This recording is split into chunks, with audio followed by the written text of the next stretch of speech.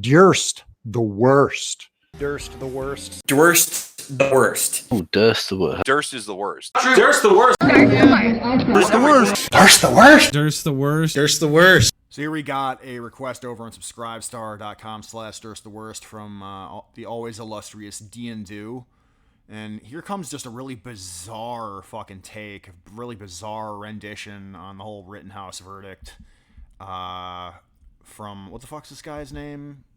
Soy boy, wanker, Brian Matthew Kim, that's what his name is. I think I've covered this guy before in a video request from dude over there on Subscribestar.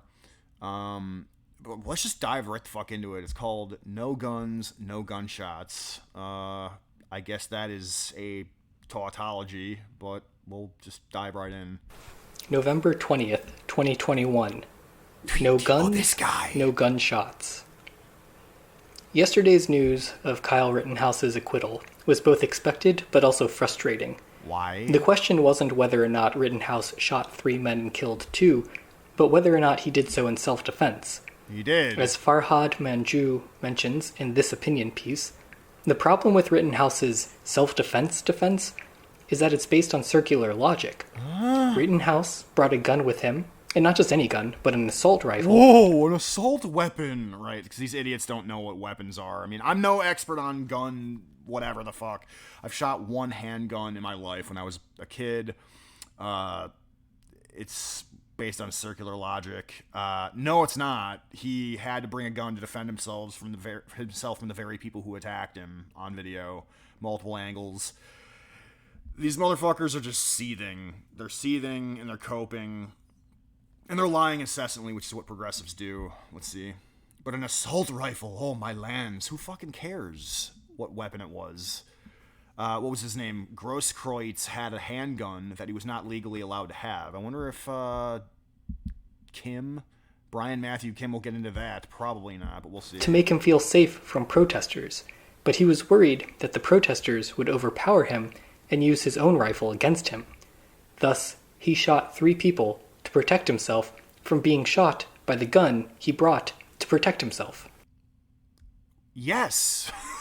What the fuck? Yes, I mean, they attacked him because they're crazy. I mean, protesters. This incessant usage of the word protesters when we're talking about violent, rioting, arsonists, child molesting scumbags, and Antifa. Who, because of the bail projects that people like this support, are out on the streets to begin with. Like Daryl, what was his name? Daryl Brooks in the Waukesha incident. You know, yeah, Kyle Rittenhouse, when he was there cleaning up graffiti and helping people with medical supplies and, you know, putting out the dumpster fires that Antifa was setting, yeah, he probably felt like he needed to be armed, which was evidenced by the video footage of these 3 psychos attacking him. This is just bizarre. Worried that the rioters, would overpower him and use his own rifle against him. Thus, he shot 3 people to protect himself from being shot by the gun he brought to protect himself. So basically, like, is he blaming the gun itself and by extension Rittenhouse for having a gun to protect himself against the people that were trying to take the gun away from him? What? Again, the question isn't whether or not he shot 3 people. Those are facts. But by focusing so intently on the context of those shootings, it feels like we're missing the forest for the trees.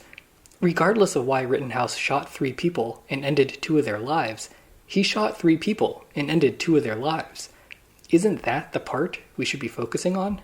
I'm focusing on it in order to praise the motherfucker for doing that. He shot and ended the lives of a child molester, a 5-time, like, anal rapist of children, and a domestic abuser, and then he blew the arm off of just a career criminal, like just a general scuzzbag, Grosskreutz. I don't know.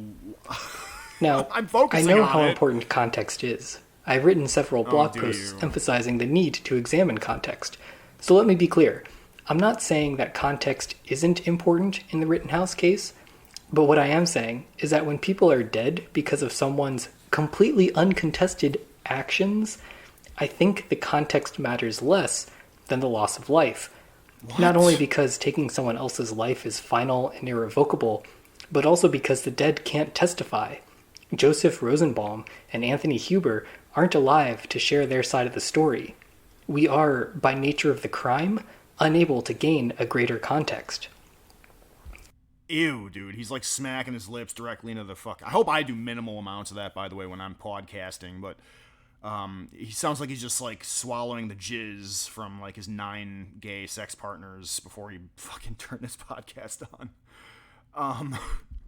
What the hell, dude? This guy is deranged. They're not alive to give their side of the story. The video evidence is clear, dude. I mean, it's from helicopters and goddamn cell phone footage. I mean, what more do you fucking want? What side of the story? Dude? However, it's also helpful to think about what primed Rittenhouse for the moment when he fatally shot Rosenbaum and Huber and wounded Gage Grosskreutz. Gage Grosskreutz pulled an illegally possessed handgun on him. Huber swung a skateboard at him. And before that, what was his fucking name? Rosenbaum, 5-time anal rapist, child molester, kicked him in the head and grabbed for his gun. Is he going to go into any of this stuff? Any of the stuff? Why was it that he felt his life was in danger? Why did he feel like he had no choice but to act in self-defense? These factors are just as important since they help to explain the context of why he resorted to firing his rifle. Earlier this week, the House of Representatives censured Arizona Congressman Paul Gosar for retweeting a video clip of an anime where Gosar's face is photoshopped onto a character who murders a villain with the face of Alexandria Ocasio-Cortez. Fun fact, minutes after his censure, he retweeted the same video again. Gosar hasn't apologized for his actions, and instead seems to be doubling down. He claims the censure is I would quincentuple down. an act of theater. He also invokes the Charlie Hebdo massacre, where 2 Muslim brothers shot 23 people at the satirical magazine, killing 12. One of the main motives for the attack is thought to be the cartoons Charlie Hebdo had run depicting the picture of Muhammad.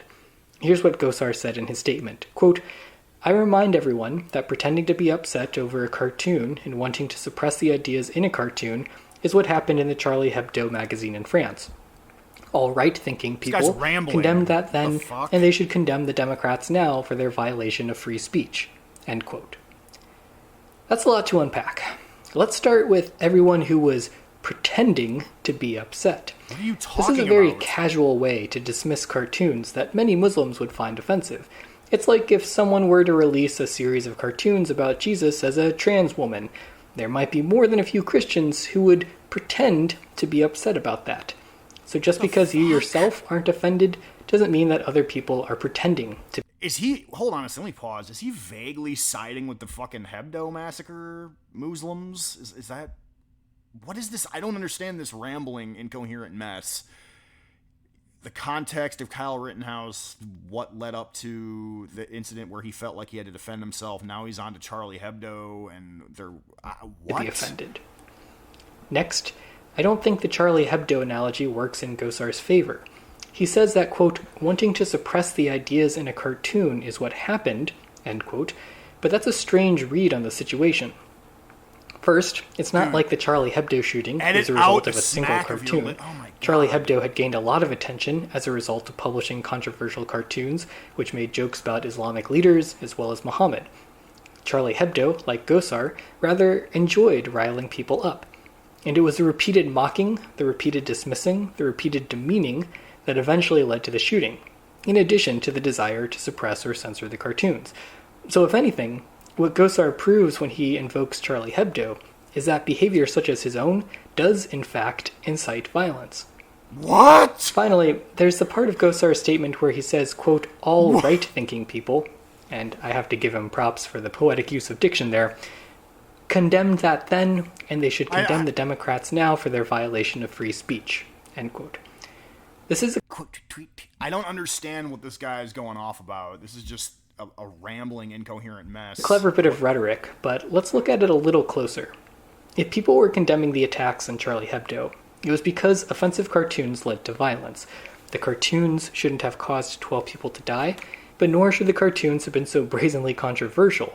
Just because you have free speech doesn't mean you need to say the worst, most offensive things you can, simply because... Yes, it does, actually. He's basically saying just because you have freedom of speech, you just shouldn't use it because some Muslims might get pissed off and shoot you. He also said led to... like the cartoons led to these psycho fucking Muslim extremists shooting 20 people. Like, no, what led to them doing it is their deranged 2,000-year-old sand religion that fucking made them crazy in the first place. You could make a somewhat similar analogy to the Antifa fuckers. What led them to go around burning Kenosha is their psychotic adherence to Judeo-leftist nonsense. It wasn't Kyle Rittenhouse arming himself to defend himself, which was, again, justified by the video footage, the video evidence that we have from multiple angles, airborne and on the ground alike. I mean, this guy's a fucking retard. Fuck this guy. I hope a Black Lives Matter I shouldn't fucking say that. As you can, and certainly you have no I hope a BLM mob takes liberties with this guy's situation. reason to say those things repeatedly. As much as Gosar wants it to be, the Charlie Hebdo massacre isn't a simple instance of censorship equals bad, and the Democrats trying to put a stop to offensive language aren't the villains here.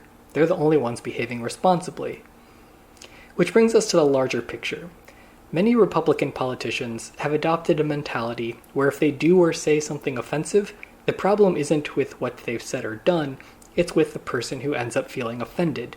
This is coupled with the feeling of being attacked or targeted or oppressed anytime their views or actions are challenged.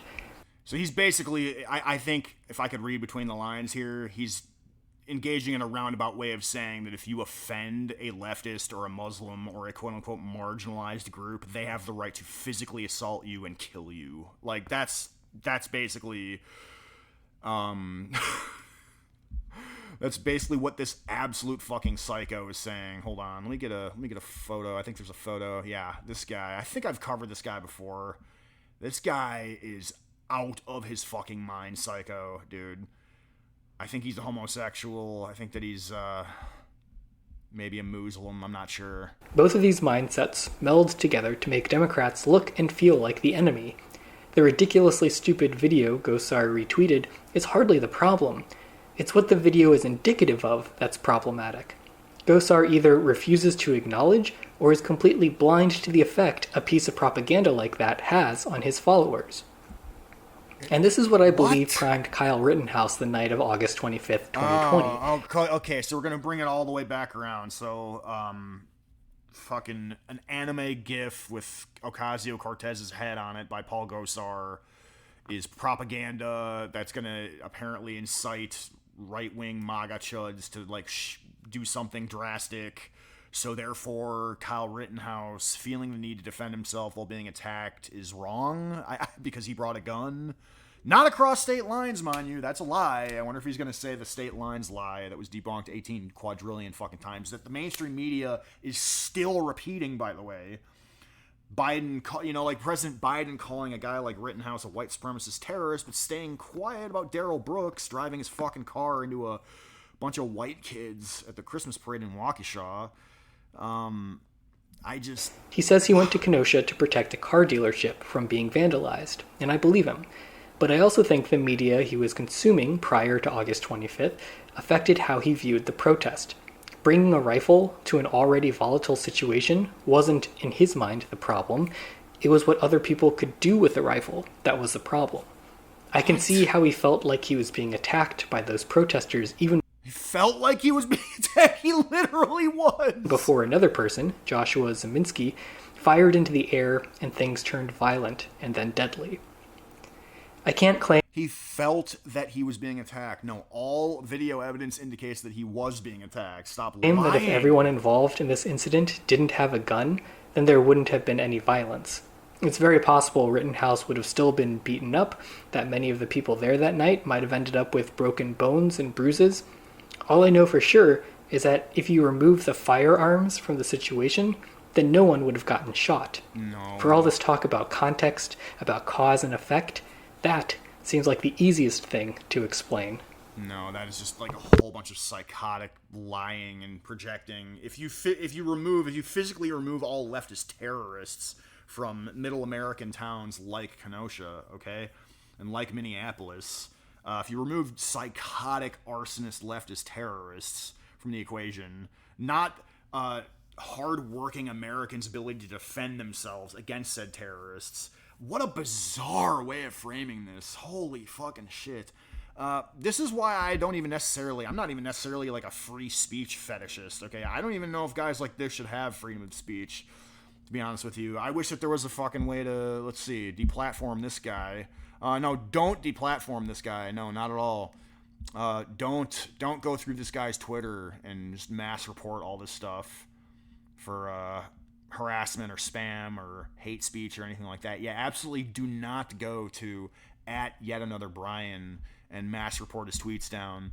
Absolutely do not do that to this guy, or F with this guy's ability to make a living lying and slandering white middle American kids defending themselves against kid touchers who want to burn down Kenosha. Absolutely do not do that. But do go to subscribestar.com/dursttheworst and gives me money. And do check out the new album that I recorded, Fake and Gay. It's on Bandcamp for free download. Or you could throw a couple of shekels my way to say thanks or whatever. I'd really appreciate it. But until then, I'm signing off.